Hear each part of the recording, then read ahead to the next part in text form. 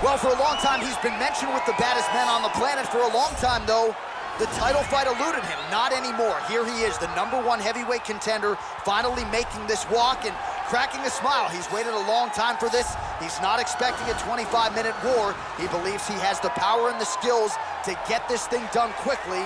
I guess we'll find out.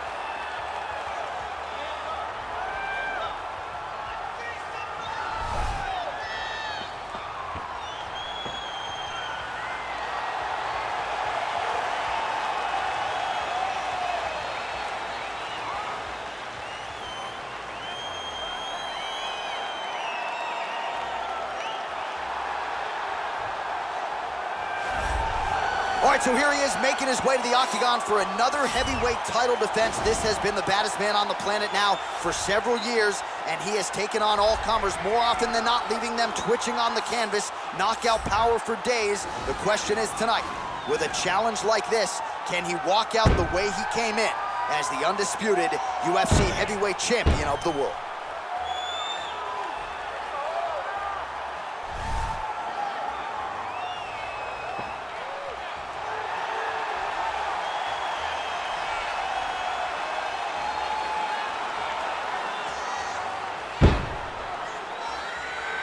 Our tale of the tape for this, our main event of the evening. So 2 years, the gap in age, with similar height and reach. All right, now for the official introductions, we send it inside the octagon to Bruce Buffer. Ladies and gentlemen, this is the main event of the evening.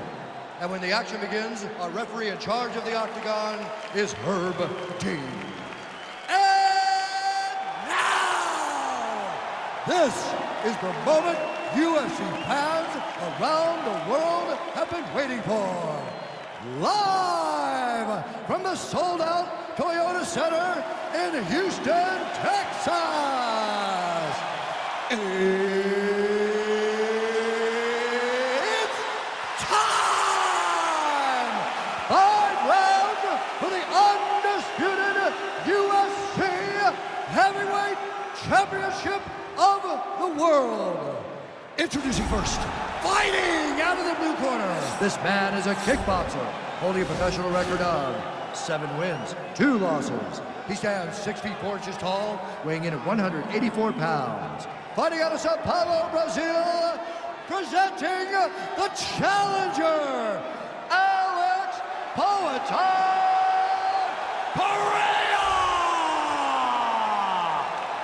Now introducing the champion, fighting out of the red corner. This man is a Muay Thai fighter, holding a professional record of 29 wins, 9 losses, and 1 draw. He stands 6 feet 2 inches tall, weighing in at 205 pounds. Fighting out of Warsaw, Poland, ladies and gentlemen, presenting the reigning, defending UFC heavyweight champion of the world, Blachowicz.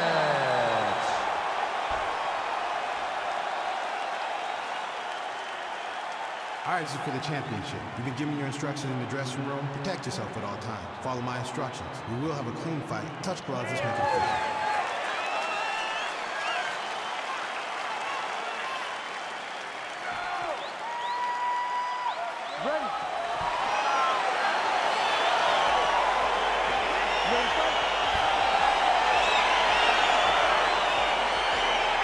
Here we are back inside Toyota Center, Houston, Texas. And it seems like every time the UFC comes here, something special happens. UFC 192, obviously an epic title fight between you and Alexander Gustafsson. UFC 166, one of the greatest fight cards of all times. Houston's got another one in store tonight. Yes, tonight you have a chance to make your own history. We saw Melendez versus Sanchez. Me and Gustafsson put on a show there. Velasquez and Dos Santos put on a show there. Will you be remembered like we have at the Toyota Center? Well, perhaps a sign of things to come as he lands a kick there. Nice kick landed by this gentleman. Really timing his shots nicely, good tempo, very accurate, finding the range with relative ease. Yeah, he's doing a great job of really overwhelming his opponent with activity.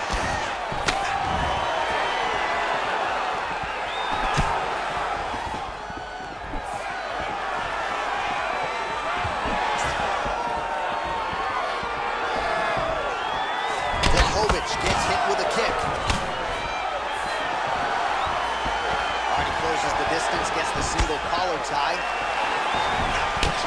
Just missed with the straight left hand. All right, so once again, the fighters engage in the clinch. We'll see who will have the upper hand here, champ. There are so many options to dictate and control this exact position. Who is going to take advantage of it? Well, there are few things more fun to watch in mixed martial arts than these type of transitions and scrambles on the ground. High-level grappling can really be entertaining. All right, so pretty good damage here with the ground and pound. Nothing superficial about these strikes. They are intending to harm. Oh yeah, he's landing very accurately, and he's landing to get damage off.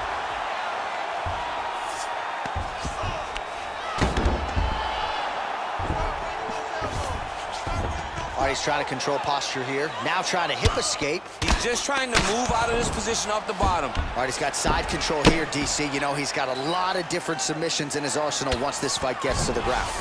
All right, dominant position for him here. Full mount. If you're the bottom fighter, better start moving those hips, DC. Oh, you got to start moving those hips. What you should do initially, right, is start to push at the knees. Push at the hips, create some distance, shrimp, and try to recollect half guard. Half guard sucks, but it's much better than being mounted fully by your opponents.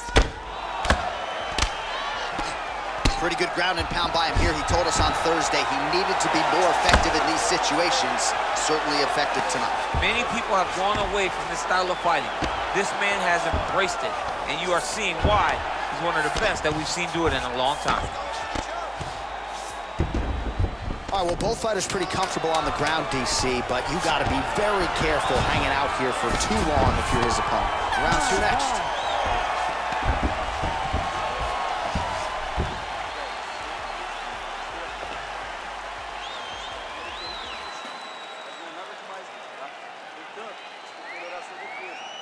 All right, so an entertaining 5 minutes. Let's look back at some of the highlights, DC, and I'd imagine a lot of these replays are going to be rooted in that kicking game that was on full display. Absolutely. You're going to see a lot of different techniques, but the kicking was the key to him getting ahead in this fight. He's out ahead now. He needs to stay the course and continue to do that as the fight goes on. All right, so here we go with our next round, and there was a lot for him to like defensively in the previous round, almost as if he's 1 or 2 steps ahead of his opponent in terms of seeing the strike before it came his way. He did a great job of moving his head as his opponent was attacking. But then when his opponent tried to string combinations together, it was his block defense that was really saving the day for him. Now he's got the Muay Thai plug.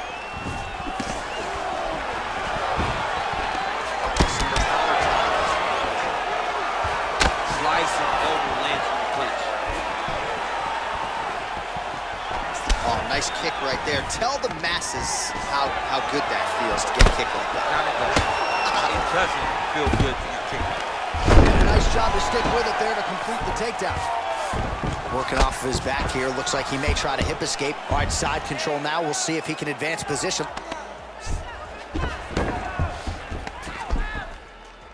Well, not ideal to spend this much time on the bottom, but you can't fault him for his activity. Landing strikes here from the bottom. Nice work by Blachowicz. All right, has the guard closed here. All right, working out of side control here. His opponent trying to control posture, but you got to be careful here. Man, isn't it fun to watch this dude work on the mat? He's unbelievable how fluid he is in his motions on the mat. I love watching this guy move on the ground. Another nice transition there. Such a high-level grappler. You don't see that very often. Oh, man, this ground and pound is good. Probably my favorite striking realm in MMA, and he's as good as it gets. The problem is his opponent is not controlling his posture. He's allowing his opponent to get up, and when he does, he creates distance and space to land these beautiful ground and pound combinations. All right, side control now, DC. You know he's in his element on the ground. A lot of tricks up his sleeve. A lot of tricks. Working out of the half guard here. Right to side control, yep. Well, he's staying pretty effective here, fighting off of his back. Nice strike landed there by the bottom by Blachowicz. Oh, he's got the ground and pound going now. He's putting him in exactly the positions he needs to be in right now. He's able to relax here, and he understands, being a veteran of so many fights, that as long as he's on top, he's winning. He feels like he's winning here. Strong bottom work here, staying busy. Man, how fun is this to watch as he continues to dole out damage with the ground and pound? Take it back to the days of guys like Mark Coleman, just beating people up in the ground and pound. This guy is a throwback fighter. He's very fun to watch. Yeah, the Godfather would be proud. Oh, the ground and pound strikes continue to rain down. The opponent better move out of harm's way or the referee's going to stop this. He better start to move, and when his opponent starts to posture, he needs to put his feet on the hip, push him away to try to escape this very, very dangerous position. Well, what a round it was, especially from a striking standpoint. DC, take us through. High-level striking. I mean, this is what people come through the doors to see.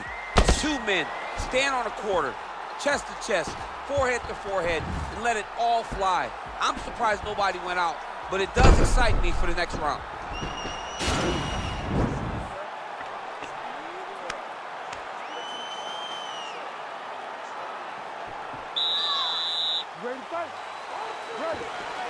All right, here we go with this third round of this championship fight.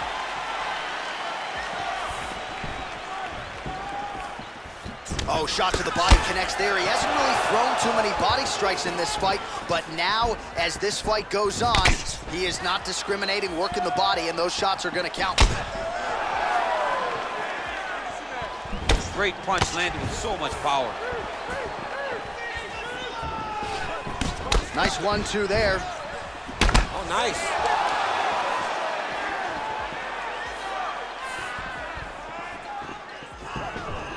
Oh, single collar tie here. Look at him yank the head and land that beautiful punch in the clinch. Lands a glancing right hand upstairs. All right, he engages in the single collar tie. Oh, he gets the takedown. That could be big. Oh, nice. Oh, how about this as he jumps to side mount to try to counter the guillotine with a Von Flue choke. Oben St. Preux would be proud.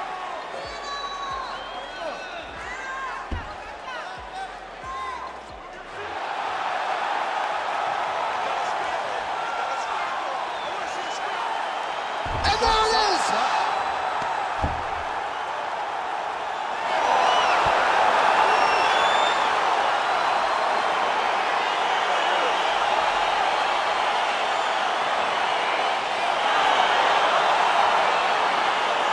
Let's take a look back at the replay as he gets it done by submission tonight, champ. He was able to get the fight to the ground exactly where he wanted it. Eventually, his opponent gave him an opportunity to get a submission. He did that, and he should be very proud of the work he did tonight in the octagon.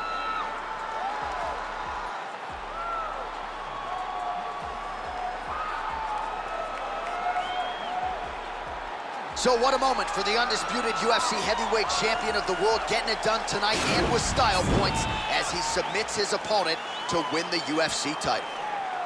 Ladies and gentlemen, referee Herb Dean is going to stop this contest.